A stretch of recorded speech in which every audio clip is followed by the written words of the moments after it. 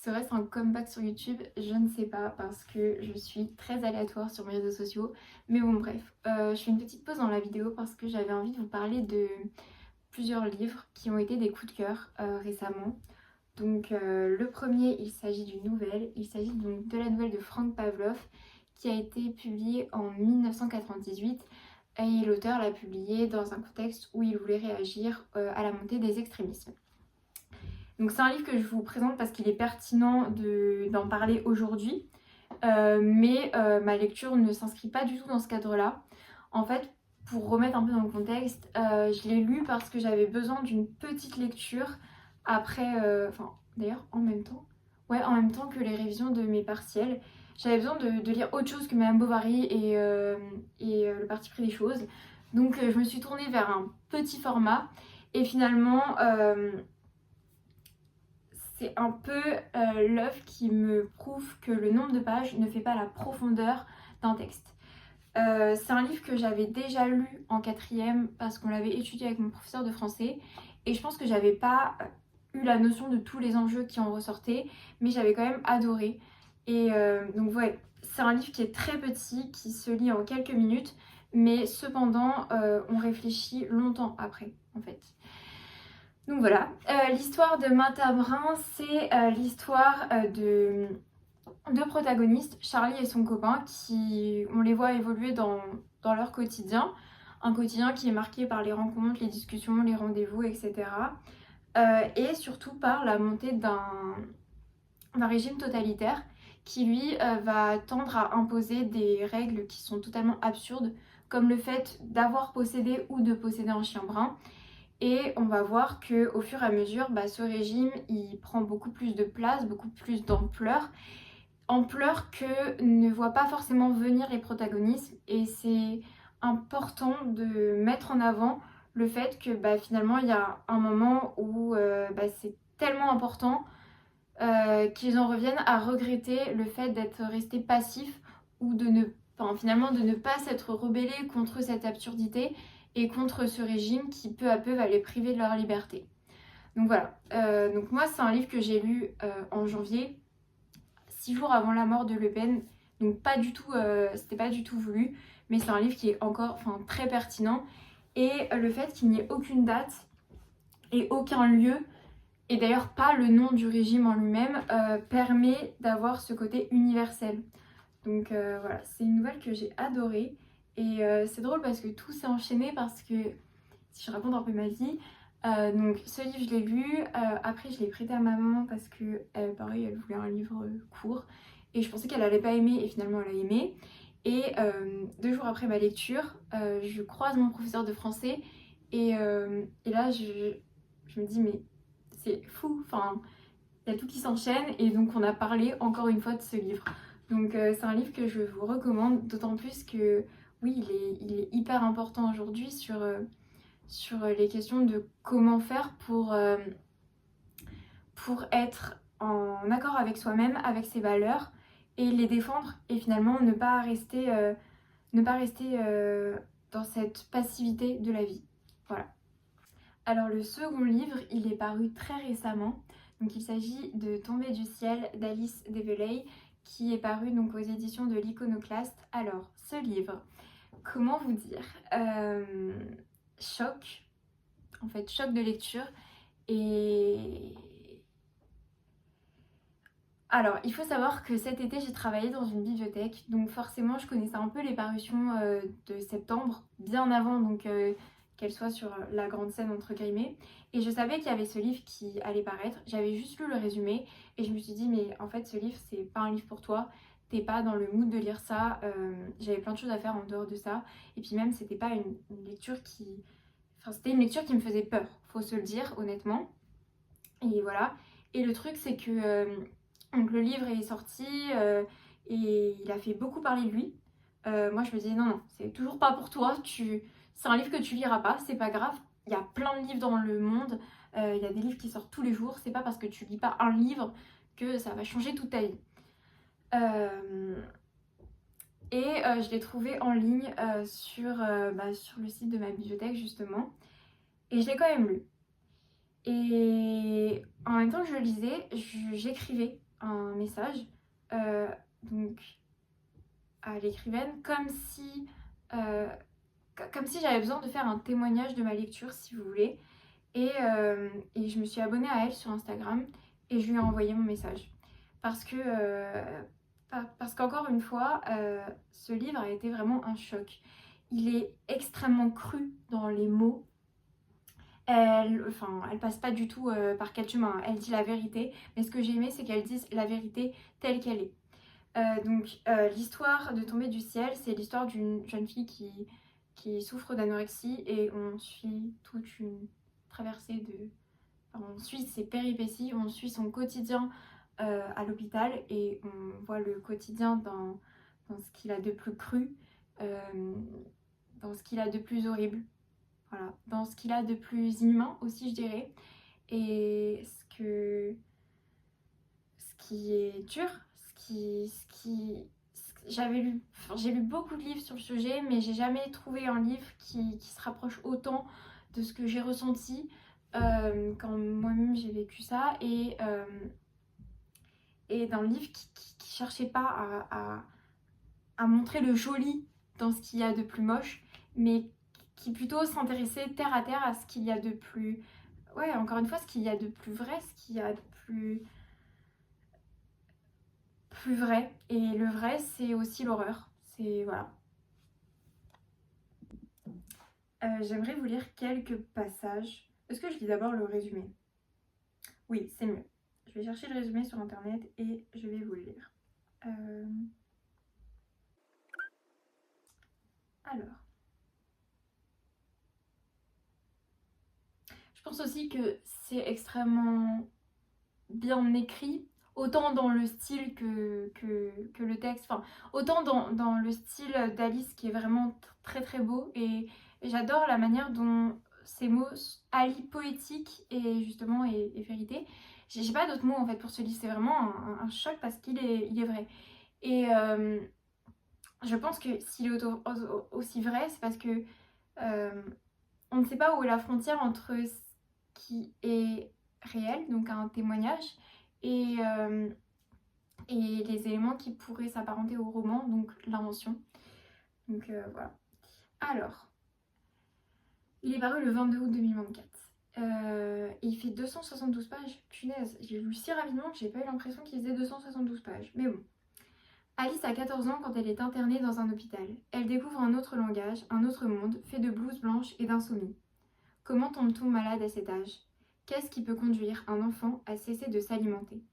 Entre ces murs où elle subit des traitements révoltants, Alice rencontre d'autres filles comme elle, tombées du ciel. Elle décide de raconter ses vies minuscules dans un cahier. Écrire devient un moyen de ne pas oublier, et surtout de résister. Tombée du ciel est un roman d'amitié, d'adolescence et de révolte. Voilà.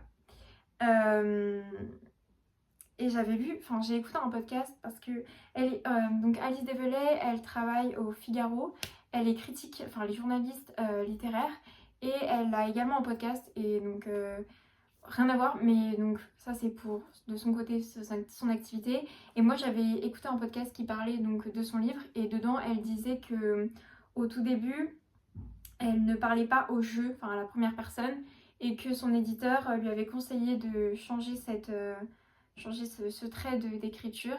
Et c'est vrai que moi je trouve que ça donne du poids au texte en fait. Bref, et si je devais vous lire quelques citations maintenant.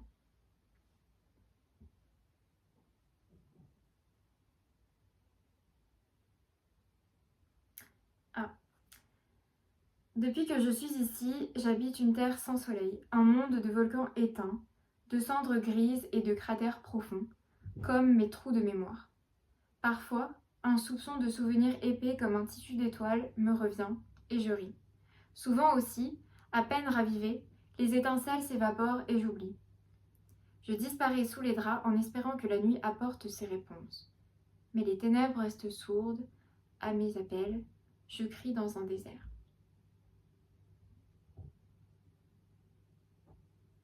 Un truc que je défendrai aussi toujours toute ma vie.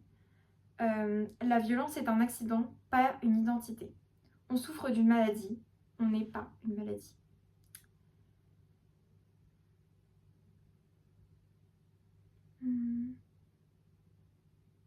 Ah, il y a aussi une phrase qui est très belle, c'est rire, c'est détruire la banalité de la maladie. En fait, oui, j'adore sa poétique, enfin, vraiment. Il faudrait que... En fait, j'ai un projet, ça serait de faire un podcast avec elle, enfin un épisode de podcast. J'ai adoré échanger avec elle et je trouve que autant sur son livre, donc la thématique qu'il traite, qui est assez dure et que j'aimerais évoquer dans un épisode, que le métier qu'elle exerce m'intéresse et du coup je trouve que ce serait vraiment pertinent de faire un épisode. Donc voilà un second livre que finalement je recommande et si tout à l'heure j'ai dit qu'un livre n'allait pas changer ma vie, celui-là je pense qu'il l'a changé honnêtement. En fait les deux que je vous ai présentés ont changé ma vie pour l'instant. Et j'ai été chercher le livre que je lis actuellement. Alors, ne me demandez pas pourquoi, je suis sans doute une lectrice très très bizarre, mais je lis la fin. Je peux pas m'empêcher de lire la fin, et du coup là on voit que j'ai grignoté sur la fin du livre, alors que je ne suis qu'à là. C'est un livre qui appartient à ma grand-mère. Je l'ai appris en regardant les pages. Et bon, bref, j'en parlerai quand je l'aurai fini, certainement. Peut-être en podcast ou ici, j'en sais rien. Mais c'est un livre très très léger, ce qui est plutôt cool. Mais en fait, je m'attendais pas à autant d'intrigue dans ce petit truc. Au début, je me suis dit, bon, vas-y, puis en lisant la fin aussi, ça va être un truc dont je me souviendrai pas. Et finalement, ça rentre dans du profond. C'est plutôt cool. Voilà.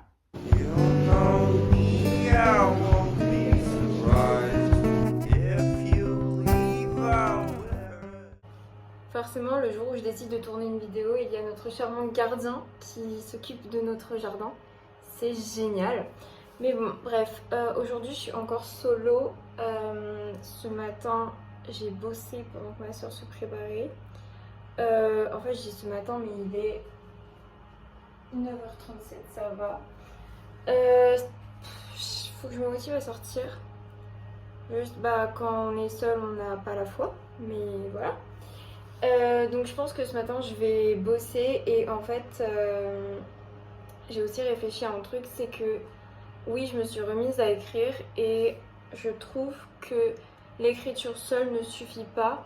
En gros je trouve que ça me correspond pas assez de poser des mots sur un papier. Il faut que je pose aussi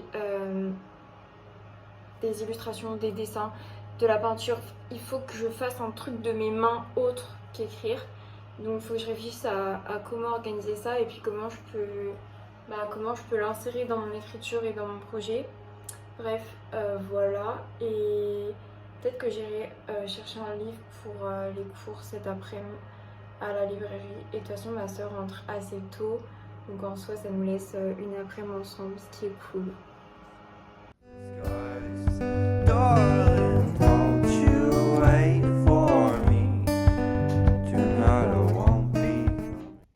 Alors on se retrouve quelques jours après pour que je vous fasse ma review sur La poursuite du bonheur de Douglas Kennedy, donc le livre dont je vous avais parlé et que j'étais en train de lire. Donc en fait je l'ai fini le jour même, mais j'ai pas forcément fait la review parce qu'il faisait noir. Et après, donc le lendemain, hier, on a passé une super bonne journée avec ma soeur.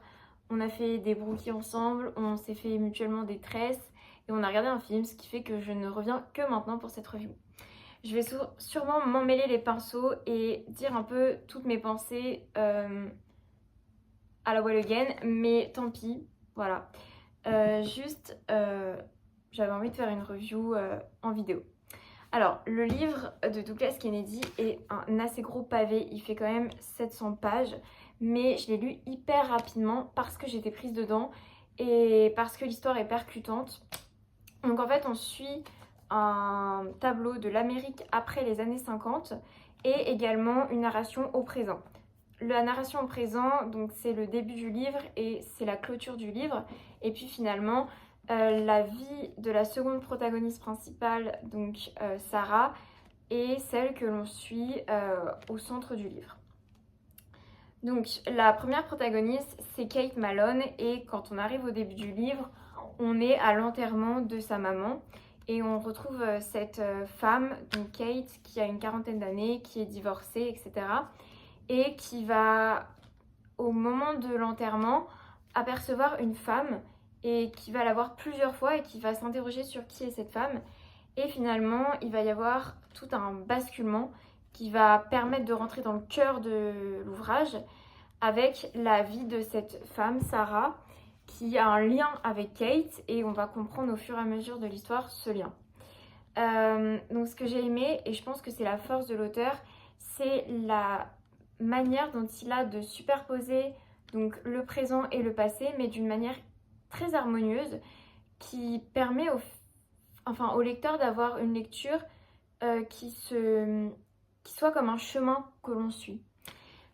Également, j'ai aimé le fait donc dans la partie centrale, il nous brosse l'histoire de cette femme, Sarah Smith, et il arrive aussi à poser un tableau de l'Amérique de la fin des années 50, donc après la guerre, et toutes les conséquences que cette dernière a pu avoir et qu'elle a eu sur les personnages et sur la société entière finalement. Et c'est pour ça que dans ma review écrite, parce que je fais aussi des reviews écrites, j'avais réussi à faire un lien avec Matin Brun, parce que pour moi, il y a quand même la thématique de la rébellion qui est présente dans ce livre avec le personnage d'Eric. Mais encore une fois, je ne vais pas tout vous dévoiler. Et la non-rébellion du coup de Charlie et son ami dans Matin Brun. Et finalement, cette rébellion chez Eric, elle se fait à ses risques et périls. Mais je pense qu'il garde toute son humanité dans ce geste, mais il perd aussi quelque chose. Voilà, je ne vais pas en dire plus. Ce que j'ai aimé aussi, c'est en lien avec cette rébellion, le caractère des personnages. Je dis ça parce que je pensais à Eric qui a vraiment un caractère très fort, mais si on prend juste Sarah et Kate, en soi, ce sont deux femmes qui sont vraiment puissantes, qui ont un certain cran et pour moi, c'est aussi ce qui fait la force de Douglas Kennedy, c'est vraiment le fait qu'il attache à ses personnages des caractères qui sont très forts, très puissants, mais chacun très différent. Ce qui fait qu'en tant que lecteur, on peut aimer un personnage, en détester un autre, et on peut aussi aimer tous les personnages ou tous les détester, mais je pense pas qu'on puisse tous les détester. Mais on a cette capacité à voir que chaque personnage est différent et chaque personnage apporte quelque chose au livre. Je pensais par exemple au personnage de Dorothée qui a vraiment quelque chose, mais en fait tous ont quelque chose, mais tous s'enrichissent mutuellement. Voilà. Et qu'est-ce que je pourrais dire d'autre? Oui, il y a en fait, par rapport à l'histoire de Kate ou l'histoire de Sarah sont toutes les deux fortes parce que ce sont deux femmes qui, dans leur histoire donc personnelle, ont plein d'événements difficiles à surmonter. Et je pense que ce qui est beau dans ce livre, c'est la manière dont elles se relèvent, la manière dont elles affrontent les événements avec plus ou moins de difficultés. Il y a des périodes qui sont très difficiles pour toutes les deux. Et décidément, je crois que personne ne veut que je fasse cette review.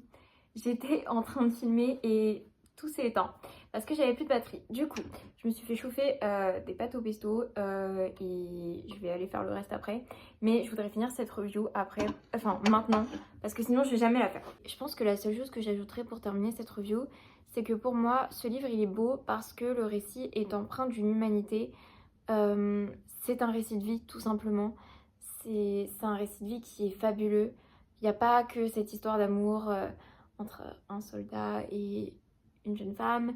Il y a toute la vie finalement avec ses hauts, ses bas, ses épreuves et comment on fait face à tout ça, comment on se relève et ce bonheur. Est-ce qu'il est dans une attente? Est-ce qu'il est dans le vécu du moment présent? Voilà, c'est un très beau livre que je vous conseille vraiment. Et c'est la fin de cette review. Peut-être que j'en ferai une plus détaillée en podcast. Et voilà. C'est aussi, je pense, la fin de cette vidéo. J'espère qu'elle vous a plu. En tout cas, moi, j'ai aimé la faire parce que ça m'a permis de faire autre chose et de tester une forme de créativité que j'avais un peu laissée à l'abandon ces derniers temps. Je vais aller dessiner. Why not? Et voilà. Et je vous dis à très bientôt.